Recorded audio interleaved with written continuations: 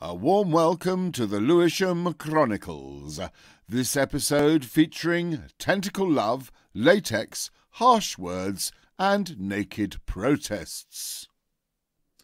Lewisham 2002. Performance artist Martina Culthorpe often took her life partner Clive the Octopus to local house parties and nightclubs. Occasionally, Clive drank too much Red Bull and would often recoil into his position of safety. Unfortunately, on September the 4th, Martina was fatally asphyxiated. After her well-attended memorial service, her family donated Clive to a local Greek restaurant. Lewisham, 1997. Edward Burt attempted to establish a Bloods street gang in the New Cross area.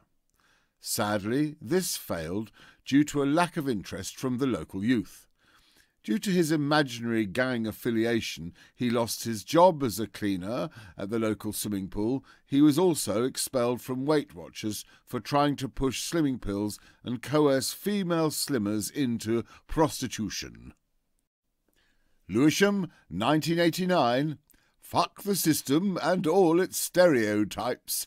Eat whatever you want as long as you're happy.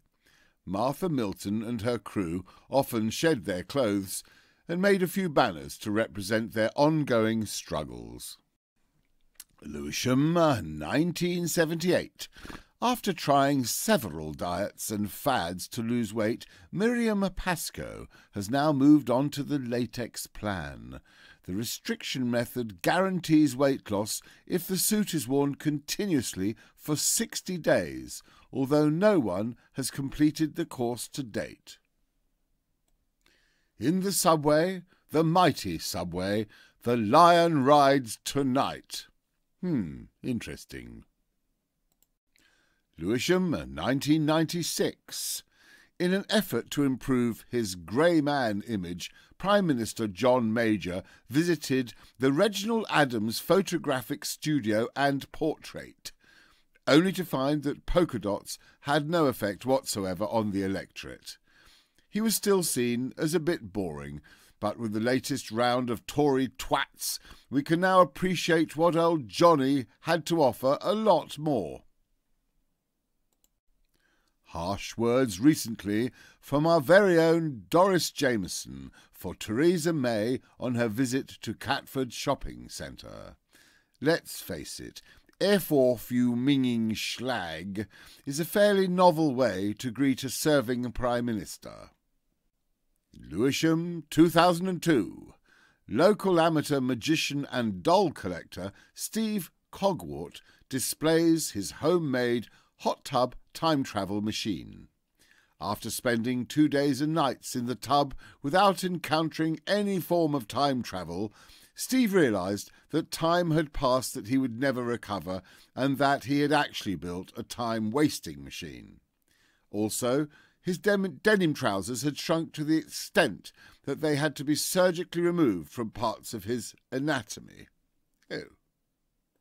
Lewisham, 1975. Mary Tonke, Sybil Sykes and Edwina Clutterbuck formed the very first neighbourhood watch on the Wells Park estate. Unfortunately, this crime-fighting trio only lasted 6 days, as they were arrested for trying to strip-search 2 postmen and a milkman. They also attempted to perform a cavity search on a window cleaner. Whilst in prison, Mary Tonke wrote a short play about having semi-consensual relationship with a rat called Seamus. Linda Augustin sitting in a stream in Beckenham, displaying the vice she used for self-dentistry in the correction of what she perceived as an unsightly crooked smile. Her orthodontist, Leonard Twiddle, was very angry, and I quote his comment from the Beckenham Gazette.